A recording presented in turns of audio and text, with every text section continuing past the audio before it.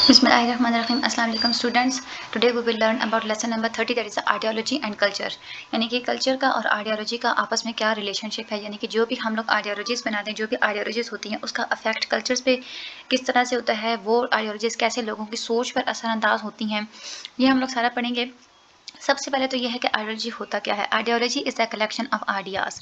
बहुत सारे जो आइडियाज़ होते हैं उसकी कलेक्शन को हम लोग आइडियोलॉजी कहते हैं। आइडियोलॉजी का मतलब होता है नज़रिया। ठीक है, नज़रिया लफ्ज़ नज़र से लिखा होता है। ठीक है, यानी कि हम लोग किसी भी चीज़ को जिस विजन से देखते हैं ना, वो हमारा एक नज़रिया होता है उस चीज़ के बारे में, वो एक हमारी आइडियोलॉजी होती है। That is a thought to be a comprehensive vision, a way of looking things. जैसे हम लोग किसी भी चीज़ को जिस अंदाज में देखते हैं, जिस तरह से हम लोग उसको समझते हैं, जिस तरह से देखते हैं, वो एक आइडियोलॉजी होती है। Ideology can also be a set of the ideas proposed by the dominant class of society. Ideology वो भी हो सकती है, कोई भी सेट ऑफ आइडियाज़ कोई डोमिनेंट क्लास जो है, कोई अपर क्लास जो है, वो बना के लोगों पर इम्पोज करती है, तो वो भी एक आइडियोलॉजी हो सकती है। ठीक है, कोई भी डोमिनेंट क्लास कोई भी सोच, कोई भी नज़रिया बनाकर दूसरे सोसाइटी के मेंबर्स में इम्पोज कर देती है। फॉर एग्जाम्पल, जैसे कोई हम लोगों ने जेंडर आइडियोलॉजीज पढ़ी थी। ठीक है, उसमें हम लोगों ने पढ़ा था कि कौन कौन से रोल्स जो है वो वुमेन से एक्सपेक्ट किए जाते हैं, कौन कौन से मेंस से एक्सपेक्ट किए जाते हैं, तो वो हमारी एक आइडियोलॉजी थी। इस तरह से इकोनॉमिक्स की भी बहुत सारी आइडियोलॉजीज़ होती हैं। लोग किस तरह से चीज़ों को जो है वो देखते हैं, किस तरह से ख़रीदते हैं, किस तरह से डिसीजन लेते हैं चीज़ों को ख़रीदने का, वो सारी आइडियोलॉजीज़ भी इकोनॉमिक लिबरलाइजेशन में वो आ जाती है। वो बिजनेस क्लासेस के लिए वो आइडियोलॉजीज़ जो हैं वो बनाई जाती हैं। तो एवरीडे लाइफ में आइडियोलॉजी क्या होती है? Every society has an ideology that form the basis of the public opinion.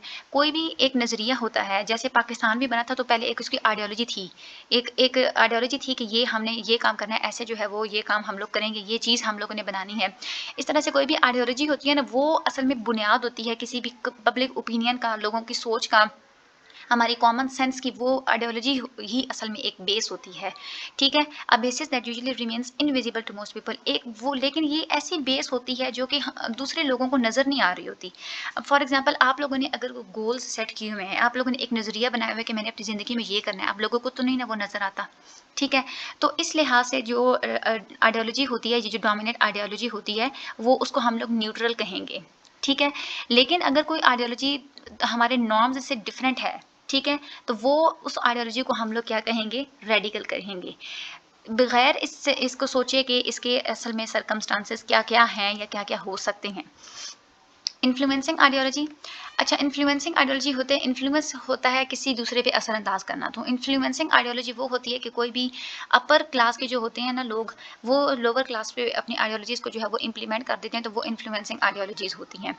ठीक है, कोई जो ऑर्गेनाइजेशंस पावर के लिए कोशिश करती हैं ना, कि उन लोगों के पास पावर आए, या कोई वो बहुत ज़्यादा हाई स्टेटस अचीव करने की कोशिश करती हैं, तो वो अपनी आइडियोलॉजी सोसाइटी की इस तरह से बनाने की कोशिश करते हैं जो उन लोगों के लिए फेवरेबल हो, जो कि उन लोगों के गोल्स को अटेन करने में मददगार साबित हो। जैसे कि हमारी पॉलिटिकल ऑर्गेनाइजेशंस होती हैं, जैसे हमारी गवर्नमेंट हो गई, या कोई दूसरे ऐसे ग्रुप्स होते हैं, जैसे मोटिवेशनल स्पीकर्स होते हैं। वो क्या करते हैं? वो लोगों को अपने ओपिनियंस के लिहाज से इन्फ्लुएंस करने की कोशिश करते हैं। वो लोगों की सोच को अपनी सोच के लिहाज से शेप आउट करने की कोशिश करते हैं। यही रीज़न होता है कि बहुत सारी सोसाइटीज़ में हम लोग देखते हैं कि लोग सारे लोग एक तरह से जो है वो सोच रहे होते हैं। क्यों? क्योंकि लोगों की सोच ही एक अंदाज में बदलने की कोशिश की गई है। ठीक है? Then certain ethic usually forms the basis of an ideology. कोई भी एथिक होती है ना, कोई भी मंतक होती है, असल में वही कोई आइडियोलॉजी की बेस बन जाती है। और आइडियोलॉजी को जो है वो ऐसा आइडियोलॉजी ही स्टडी किया जाता है। एक आइडियोलॉजी को दूसरी आइडियोलॉजी डिफाइन करने के लिए कोई एग्जांपल्स नहीं जो वो दी जाती, यानी कि कोई पॉलिटिकल आइडियोलॉजी अगर आप लोग डिफाइन कर लें, तो आप कोई इस्लामिक आइडियोलॉजी उठा के नहीं उसके अंदर ला सकते कि आप इस तरह से जो है वो उससे आप उसको एक्सप्लेन कर सकें।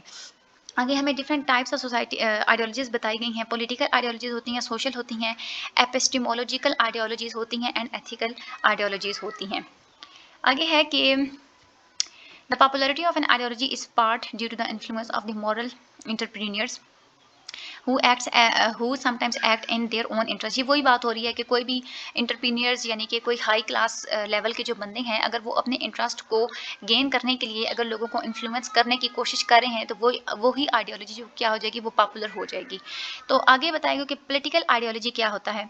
Political ideology is the body of ideals, यानी कि कोई भी अगर आप कोई आइडियल्स, किसी को आप लोग आइडियलाइज़ करते हैं, ठीक है, या कोई आप लोगों के जो है वो गोल्स हैं, ठीक है, या आप लोगों के कोई प्रिंसिपल्स हैं, या मिथ जैसे कि कोई वहम होते हैं ना, या कुछ सिंबल्स होते हैं, किसके, किसी भी क्लास के, सोशल ग्रुप के या सोशल मूवमेंट के, जो कि हमें पॉलिटिकल या कल्चरल प्लान के बारे में रेफरेंस देते हैं, वो हमारी पॉलिटिकल आइडियोलॉजी होती है। ठीक है, थोड़ा सा गोलमोल हो गया यहाँ पे।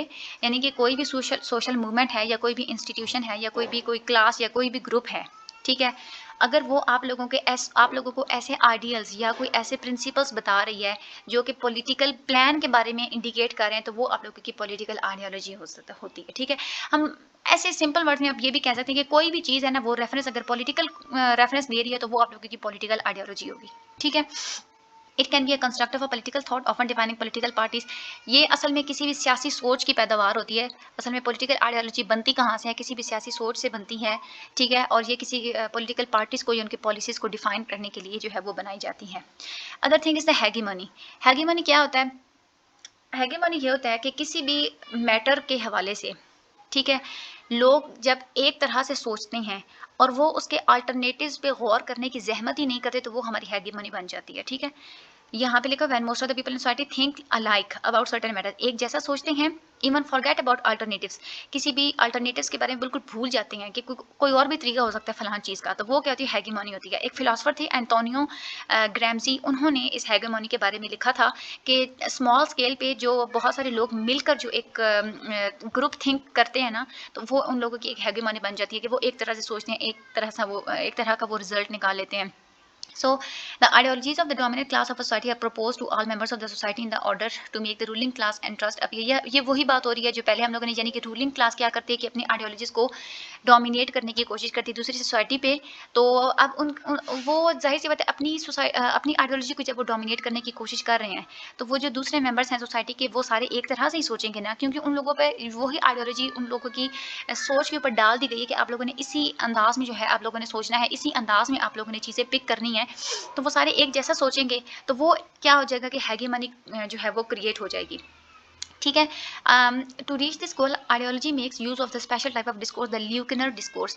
ल्यूकनर डिस्कोर्स का मतलब होता है, ये एक टर्म है, जैसे कोई होता है ना, जैसे कोई फ्रेज होती है, ठीक है, ये इस तरह का एक वर्ड है। इसका मतलब होता है कि जो चीज़ हमें नहीं बताई गई होती, लेकिन फिर भी हम लोग खुद जो है उसके बारे में हम लोग करते हैं, अपनी सोच से करते हैं, अपनी जजमेंट से करते हैं, तो वो हमारी ल्यूकनर डिस्कोर्स होता है। ठीक है, यहाँ पे बताए हुए कि नंबर ऑफ प्रोपोजिशंस, यानी कि आप लोगों के पास बहुत सारी जजमेंट्स हैं।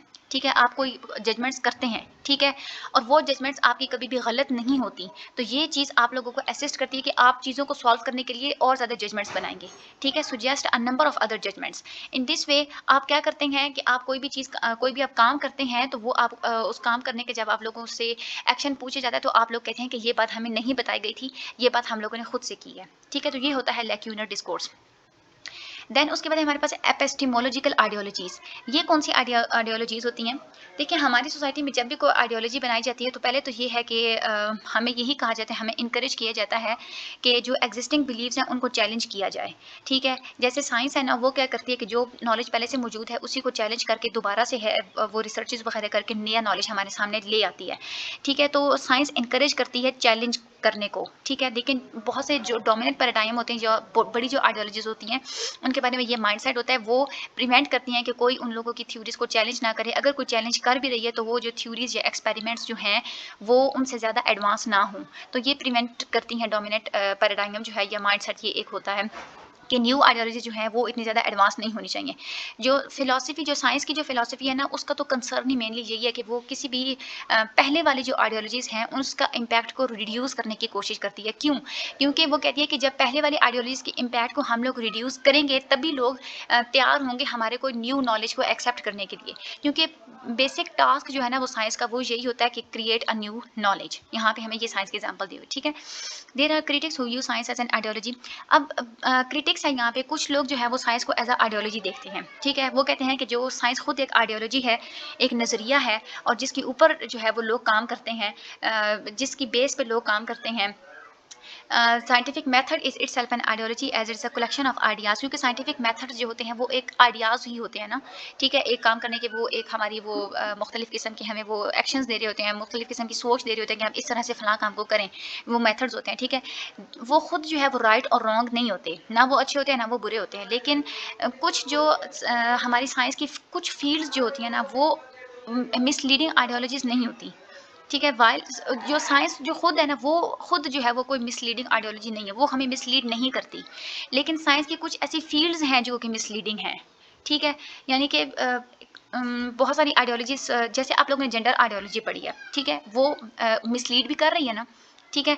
अब साइंस जो है अगर वो खुद अगर जेंडर आइडियोलॉजी को बना रही है, ठीक है, वो जेंडर आइडियोलॉजी अगर अब साइंस है उसने कोई इकोनॉमिक आइडियोलॉजी भी बनाई है जो कि एडवांटेज दे रही है हमारी सोसाइटी को, उसने जेंडर आइडियोलॉजी भी बनाई है जिसमें मेल को डोमिनेंस हासिल है और वो क्या कर रही है हमारी सोसाइटी को नुकसान पहुंचा रही है। अब साइंस खुद तो नहीं ना गलत, साइंस ने खुद तो नहीं ना मिसलीड किया, साइंस खुद कोई मिसलीडिंग आइडियोलॉजी नहीं है, लेकिन आगे से उसकी जो फील्ड है जेंडर आइडियोलॉजी वाली वो वाली मिसलीडिंग है, ठीक है। तो हम लोग किसी भी एक फील्ड की बुनियाद पे हम लोग साइंस को ये नहीं कह सकते कि साइंस खुद एक मिसलीडिंग फील्ड है। तो ये हमारा आज का टॉपिक भी कंप्लीट हो गया। ये इंपॉर्टेंट है ideologies, influencing ideology, hegemony, epistemological ideologies, ये आप लोगों ने अच्छे तरीके से इन लोगों को करना है।